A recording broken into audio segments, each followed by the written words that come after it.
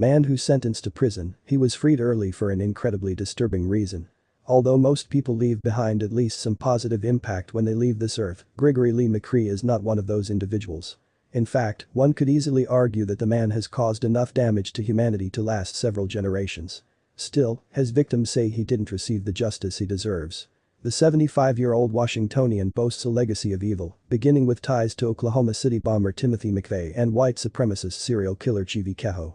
Along with an arsenal of weapons and ammunition found during a raid of McCree's home, authorities uncovered massive caches of child pornography, including video footage of him raping children, the Spokesman Review reports.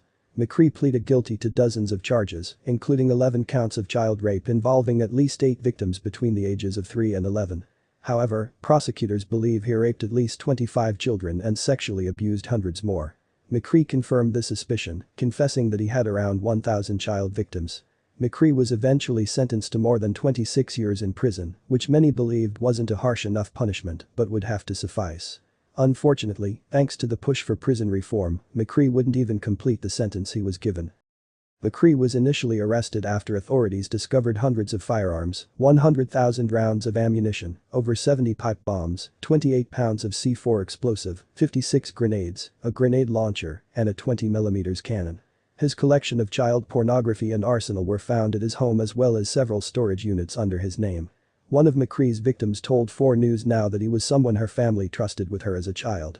It was during her formative years that McCree sexually abused her. She explained that his early release for good behavior has only added to her trauma and made her afraid for kid. Upon his release, McCree returned to Spokane. Fortunately, authorities managed to re-arrest him shortly after his return. Police confirmed that they were able to book and process the child rapist on a second conviction, which requires him to serve the remaining 5 years on a separate state prison sentence. McCree's most recent arrest is the only hope his victims have of him serving out his full sentence. However, thanks to prison reformists, he just might be out once again before he has completed his final 5 years. Although prison reform would be a welcome revision for certain non-violent criminals, it's not a one-size-fits-all solution. Unfortunately, it's already resulting in shorter sentences for the most dangerous predators.